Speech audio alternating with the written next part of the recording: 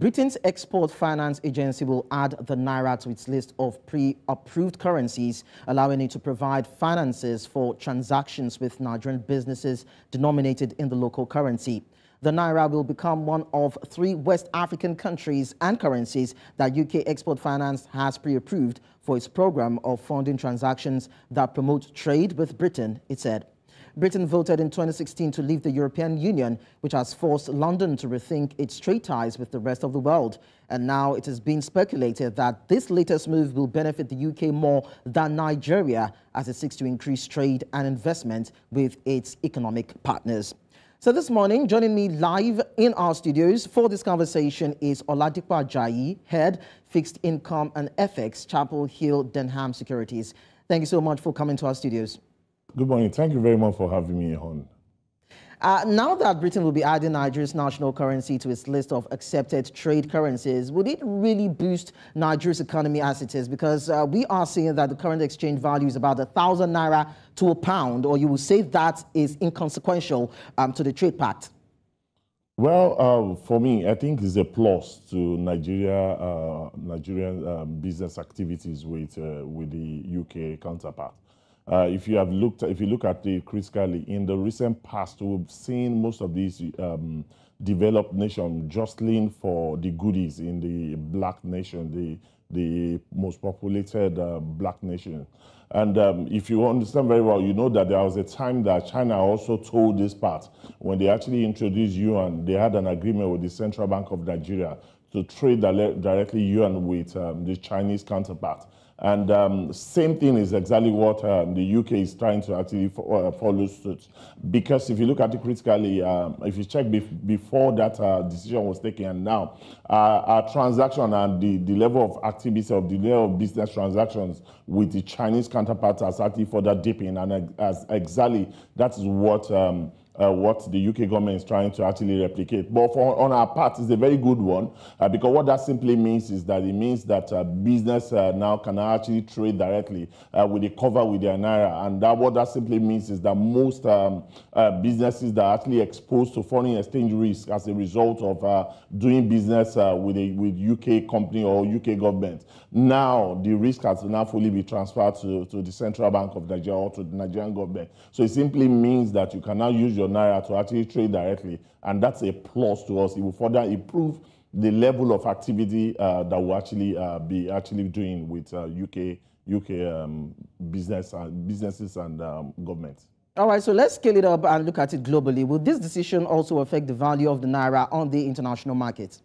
So if you look at it critically, one of the advantages of this is that it will reduce the pressure on Naira. Because it simply means that, because one thing about currency is that when you are selling a currency to buy another currency, what will happen is that the currency that you are selling will actually depreciate while the one you are buying will actually appreciate. But in this circumstance now, you don't need to actually buy pounds to actually transact directly. What you do is that you can actually transact with your Naira. And, but just that the flip side of this is that there will still be a burden on the part of the Central Bank of Nigeria to actually make do of the total obligations to the UK government. So it's a very good one, even for the currency, as this will help the currency positively. All right, so when it comes to the UK Export Finance pre-approving a particular currency for its program, what are some of the factors that are being considered when deciding to add a particular currency to its trade? What are the things that they look out for before they can say, okay, this particular currency can be admitted into their financial system?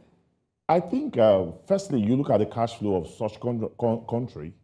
You look at the value of the currency of the country. And that's one of the reasons why we felt that this current government, they've told the right line by actually harmonizing the exchange rate window. And if you remember vividly, this thing was actually first pronounced in 2018. And I guess because of the volatility of currency between now and then, and also the body language of the then president, is one of the reasons why this has not come to fruition. But immediately the new government came in and they can see the body language that is more like it's trying to actually encourage businesses into the country. And I guess that's one of the reasons why they felt that the time is now for you to actually hold that line. So if you look at Nigeria critically, we passed that angle of cash flow, because what that simply means is that if you look at oil prices going up, and also we are trying to actually improve our production. So it means that on that part, we're actually doing fine. And when you look at the other side is the side of exchange rate. And immediately the windows has been harmonized. It shows that that's the fair value of the currency. But even as we speak currently, most analysts are of the view that Naira is currently on the price. So it simply means that anyone that actually wants to trade in Naira itself currently, it's a very good one. As we speak currently. So Nigeria actually tick most of those boxes that is required for them to actually hold that line. All right. Now, Britain actually voted in 2016 to leave the European Union, and it's been speculated by some economists that while it is trying to rethink its trade ties with the rest of the world, it is seeking ways to benefit its economy more than it would benefit its other trade partners. So do you also align with these thoughts, or you would say that this decision would impact bilateral trade between Nigeria and Britain in a positive way? Of course. It's a win-win for both Nigeria and Britain, but just that when you now have to look at who benefits most, and I think it's Britain that will benefit most, because what that simply means that a lot of people might now be shifting attention to that zone rather than actually maybe importing from China, importing from US. A lot of people can now go directly to UK and do businesses directly with businesses over there. So what that will mean is that I think that will create more employment on their own part, that will improve business activity on their part, that will increase the revenue generated by government by taxing businesses over there on their part as well. So it's a plus to them as well. But on the other side as well, it's also a very good one to the Nigerian government, because simply this will help the currency, and at the same time, this will further deepen the activity. So there won't be issue of the fact that, oh, you were unable to actually import raw material because you couldn't access FX. So it simply means that you can use your Naira to actually consummate such transaction as we speak now. So it's a win-win for both parties, but I would say that, okay, maybe it's about 65-35% if I need to actually share the benefits. Let's take it back a bit. You talked about the obligation of the Central Bank of Nigeria to the UK as regards this conversation. Do you feel that there could be a clog in the wheel of the seamlessness of this particular trade pact and what the UK government is trying to fast track or facilitate, as the case may be, with Nigeria? I think the Nigerian government also needs to accede to that, and also I don't think we also need to allow this to be more like a blank check for anybody to just write on. I think there are some things there are some controls that the government needs to actually put in place.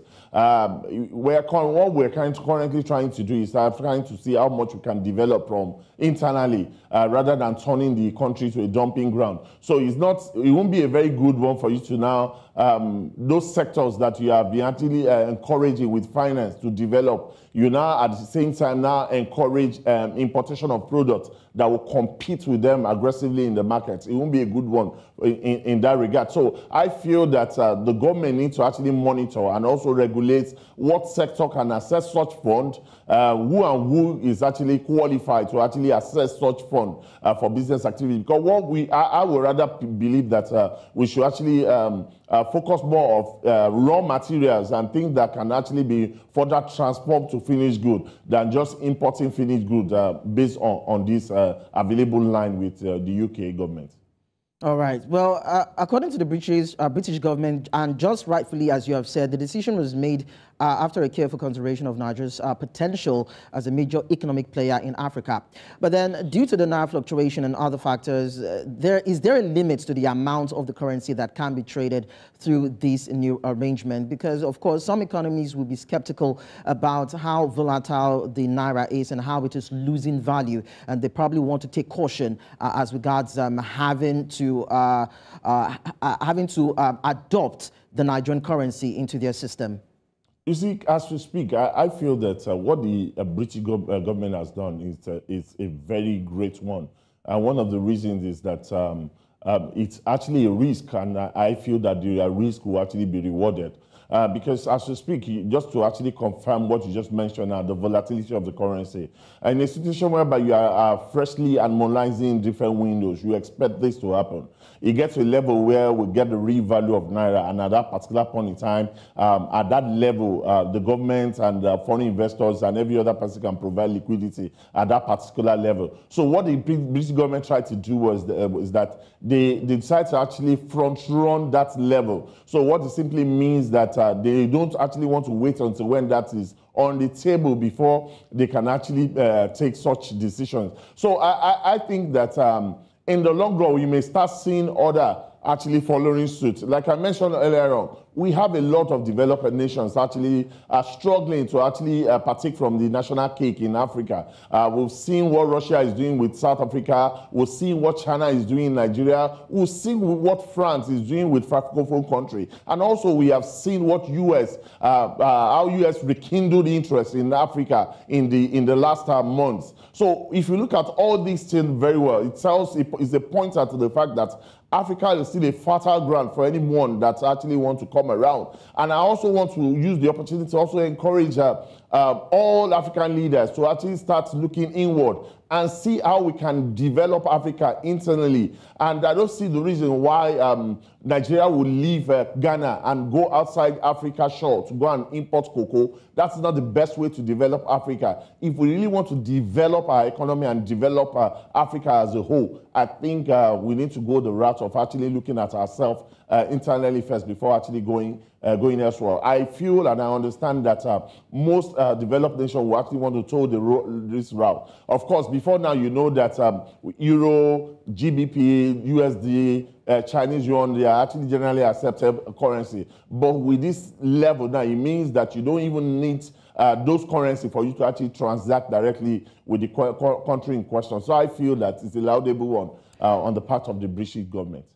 Of course, we see that there are already conversations with African leaders coming together and trying to woo as many investors as they can and improve and sign pacts with other world powers, as the case may be. And we see that they seem to be waking up from the slumber when it comes to improving Africa's trade. But then do you think that the UK and the world powers, have they shown enough will or that willingness to say that they would also extend this olive branch to these African countries, just as UK have done? Do you think that we'll see more of these kind of improved pacts and olive branch being extended to African countries to see how it will benefit Africa the most, even as these world leaders hope that it will benefit them too? Of course. I'm very sure with what we have seen around what the UK government has done. I won't be surprised if you start seeing other developed nations actually following suit. Sincerely speaking, everyone is struggling to actually partake in the benefit that is currently accruing from Africa. If you look at the Chinese, they are like the largest extender of credit to Africa. And that is their own way to actually extend hand of fellowship to Africa and also partake in the benefit that's currently accruing from Africa. You've seen Russia actually providing arms and ammunition to African countries to defend their territory. And that's their own way of actually extending house of fellowship to Africa. And we've seen US actually partaking, actually coming around, giving credit facility and also training and retraining people in a way to actually develop the economy, African economy generally. So for me, I feel that what the UK has done is great, and I am very sure that I won't be surprised if I start seeing other countries actually following suit. And what this would do is that this will also help the volatility of African currencies, because that's one that you can also trade in your local currency is a way to actually reduce the volatility of your currency and reduce the exchange rate risk that most countries or most companies are actually suffering from in Africa.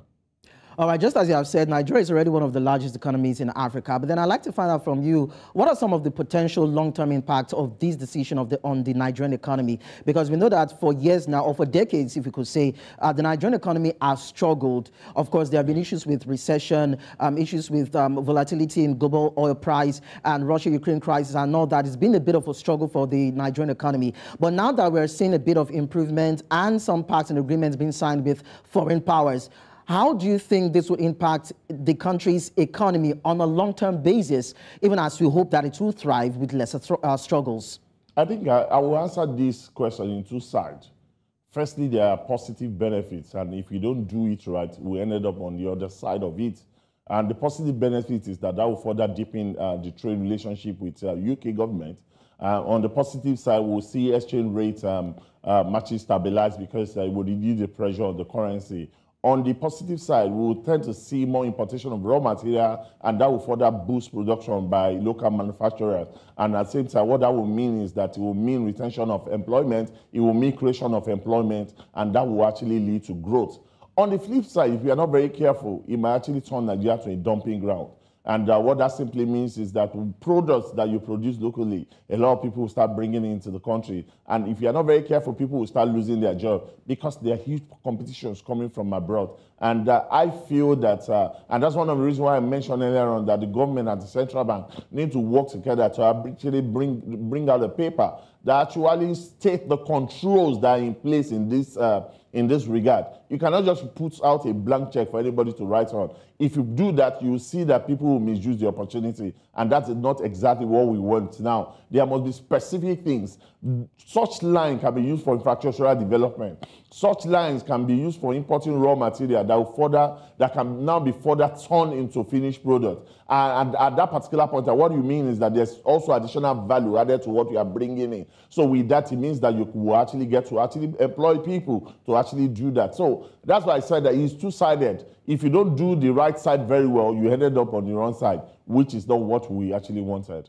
All right, but then there have been questions around the quality of products being produced by local manufacturers in the country, and with these commodities not meeting international export standards. So don't you think that when you have this open door for products to come in from abroad into the country, it probably might just propel Nigerian manufacturers to up their game in terms of the quality of what they produce? Don't you think so? I surely agree with you to some extent, but I also feel that it's the duty of Standard Organization of Nigeria to actually wake up and do the needful. There are specifications to some of those things. So they need to wake up and ensure that people are actually producing to the required specifications.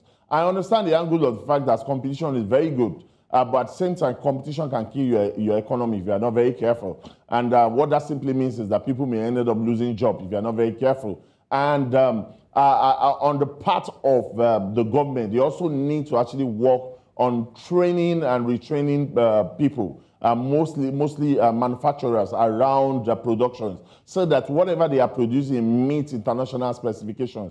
It will be an eyesore for Nigeria to export things outside the country, and at the end of the day, people will mention that this does not actually fit standard. And at the same time, I also feel that before any product leave the shore of Nigeria, we need to ensure that those products meet specifications before actually exporting to other countries. All right, thank you so much. I'm Oladipo Ajayi, Head at Fixed Income and FX, Chapel Hill, Denham Securities. Thank you so much for talking to us. You're most welcome.